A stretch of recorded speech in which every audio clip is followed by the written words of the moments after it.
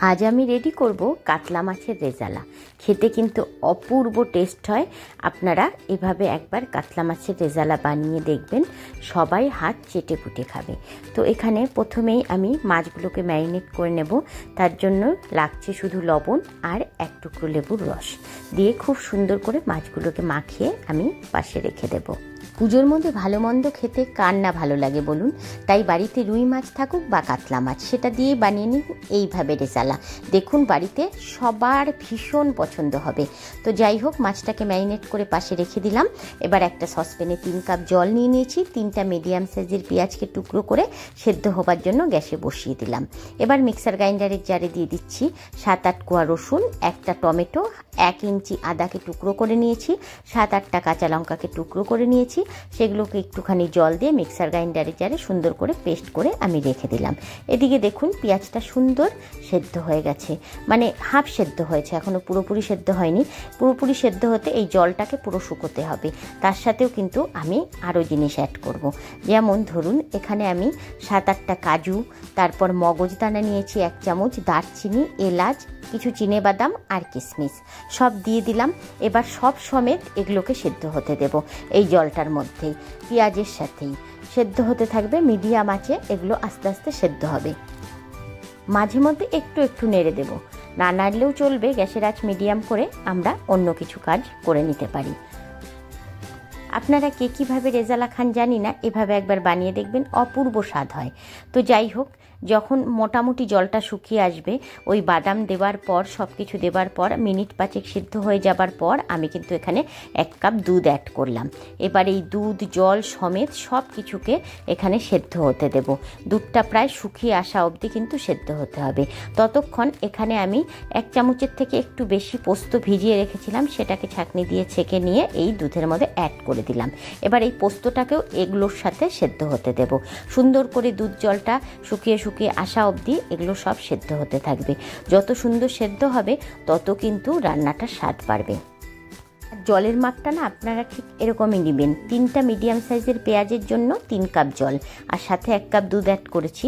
সব মিলিয়ে খুব সুন্দর সেদ্ধ হয়ে গেছে। দেখুন একটু একটু দুধ জল রয়ে গেছে, সেটা মিক্সার গ্রাইন্ডারের জারে পেস্ট করতেই আমাদের লাগবে। একদম সুন্দর সেদ্ধ হয়ে গেছে। এবার আমি গ্যাস থেকে এটাকে নামিয়ে ঠান্ডা হবার জন্য পাশে রেখে দিচ্ছি। এবার গ্যাসের মধ্যে একটা কড়াই বসিয়ে দিয়ে কিছু রিফাইন অয়েল এর মধ্যে ঢেলে দিলাম। দিয়ে দিলাম একটুখানি 1 চিমটি পরিমাণ লবণ, যাতে মাছগুলো ভাজবার সময় কড়াইয়ের গায়ে লেগে না ধরে আর তেলটা কম ছিটকোয়। তো এবার সুন্দর করে মাছগুলোকে এক এক করে দিয়ে ভেজে নেব। খুব বেশি কড়া করে কিন্তু মাছগুলো ভাজা যাবে না, তাহলে কিন্তু এই রেজালার মধ্যে দিলে মাছগুলোর স্বাদ নষ্ট হয়ে যাবে। হালকা লালচে করে এপিঠ ওপিঠ উল্টে মাছগুলোকে আমরা ভেজে নেব। আপনাদের রেসিপিটি কেমন লাগছে অবশ্যই কমেন্ট বক্সে জানাবেন। ভালো লাগলে অবশ্যই প্লিজ একবার লাইক করে দেবেন, বন্ধুদের সাথে প্রচুর শেয়ার করবেন। আর অবশ্যই কিন্তু আমার চ্যানেলে নতুন বন্ধু হয়ে থাকলে চ্যানেলটিকে সাবস্ক্রাইব করে দেবেন। আর হ্যাঁ, ফেসবুক থেকে দেখলে পেজটিকে ফলো করতে কিন্তু একদম ভুলবেন না। তো বন্ধুরা দেখুন, এইভাবে কিন্তু মাছগুলোকে আস্তে আস্তে হালকা করে ভেজে নিতে হবে, খুব ডিপ ফ্রাই কিন্তু করা যাবে না। মাছগুলো ওদিকে গ্যাসের আঁচটা কমিয়ে রেখে দিয়েছি, ওদিকে মিক্সার গ্রাইন্ডারের জারে ওই পেঁয়াজের পেস্টটা করে নিলাম, কারণ ওদিকে পেঁয়াজের পেস্টটাও রেডি করতে হবে। পেঁয়াজটাগুলো এখন ঠান্ডা হয়ে গেছে। মাছগুলো সব ভেজে তুলে রেখে দিয়েছি। এবার ওই তেলের মধ্যে ফোড়নে দিচ্ছি তেজপাতা, 1/2 চামচ মৌরি, একটু দারচিনি আর 2-3টে ছোটো এলাচের মাথা ফাটিয়ে। ব্যাস, মৌরি কিন্তু ফোড়নে দিতে হবে, অন্য কিছু দিলে কিন্তু এর মিষ্টি স্বাদটা নষ্ট হয়ে যাবে। এবার আদা আর কাঁচা লঙ্কা, টমেটো সব দিয়ে যে একটা পেস্ট করে রেখেছি সেটা এর মধ্যে অ্যাড করে দিলাম। এবার দিয়ে ঢাকনা দিয়ে ঢেকে এটাকে মিনিট 3-4 একটু কষতে দেব। আদা সব কিছুর, রসুনের একটা কাঁচা গন্ধ আছে, সেটা চলে যাওয়া অবধি এটাকে ভেজে নিলাম। এবার এর মধ্যে পরিমাণ মতন একটু লবণ, 1/2 চামচ জিরের গুঁড়ো, 1/2 চামচ ধনের গুঁড়ো দিলেই হবে। খুব বেশি মশলা কিন্তু অ্যাড করবার দরকার নেই, তাহলে কিন্তু এটার মশলাটা আলাদা ফ্লেভার চলে আসবে। তাই জিরের গুঁড়ো ধনের গুঁড়োটা খুব কম পরিমাণে অ্যাড করবেন। মশলাগুলো দিয়ে বেশ কিছুক্ষণ নেড়ে মশলাগুলো ভাজা ভাজা হয়ে গেলে মিক্সার গ্রাইন্ডারে জারে যে ওই পেঁয়াজ আর বাদামের সব কিছু দিয়ে পেস্টটা করে নিয়েছি সেটা এর মধ্যে অ্যাড করে দেব। আমি কিন্তু পাশে আগেই জল ফুটিয়ে রেখে দিয়েছি।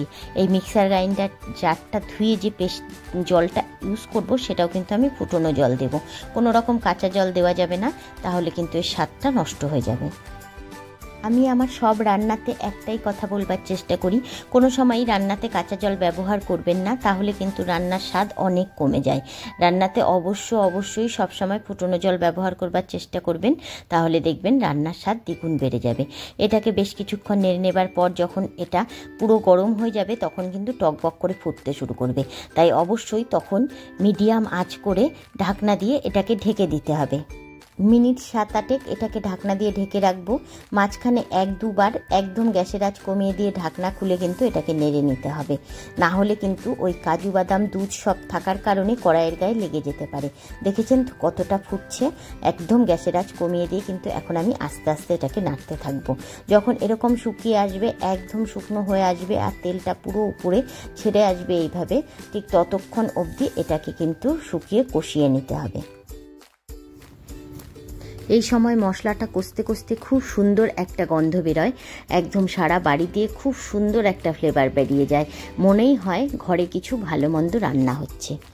একঘেয়েমি রান্না না খেয়ে পুজোর মধ্যে একটু আলাদা রকম তো রান্না করে খাওয়াই যেতে পারে, তাই এই রান্নাটা পুজোর মধ্যে একবার অবশ্যই করবেন।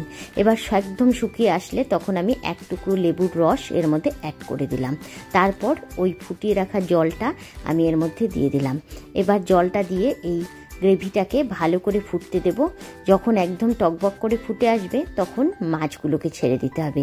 মাছগুলো যেহেতু আমার 70 থেকে 80% ভাজা হয়েছে, পুরোপুরি ভাজা হয়নি, তাই মাছগুলো দিয়েও কিন্তু মিনিট 5-7 ফুটাতে হবে ভালো করে, তাহলে মাছের মধ্যে যেমন গ্রেভির স্বাদটাও ঢুকবে এবং মাছটাও খুব সুন্দরভাবে সেদ্ধ হয়ে যাবে। আপনারা বলবেন হয়তো পুজোর মধ্যে তো বাইরে খাই, কেন এরকম রান্না করব? ঘরে যে কোনো দিন রুই কাতল মাছ আমাদের ঘরে হামেশাই আসে।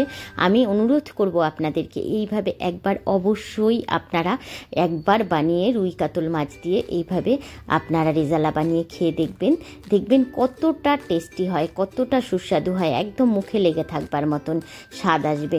আর যে একবার এই রেজালার স্বাদ পেয়ে যাবে না, সে বাড়িতে আপনার বাড়ির ঘরের লোক প্রায়ই বলবে মাছ আনলে এরকম মাঝে মধ্যেই রেজালা বানাতে।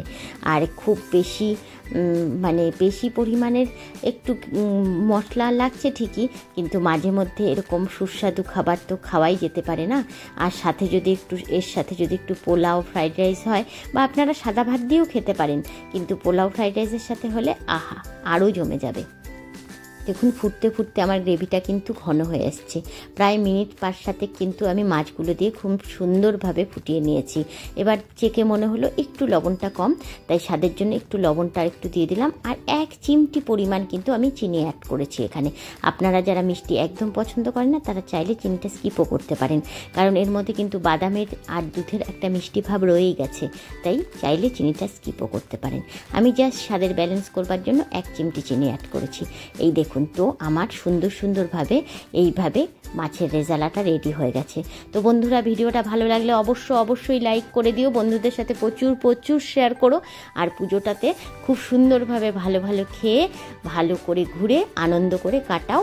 আর সুন্দর রেসিপি খেয়ে আমাকে কমেন্ট করে জানাও তোমরা আর কি রেসিপি খেলে পুজোতে। টাটা বন্ধুরা, বাই বাই, ভালো থেকো, সুস্থ থেকো।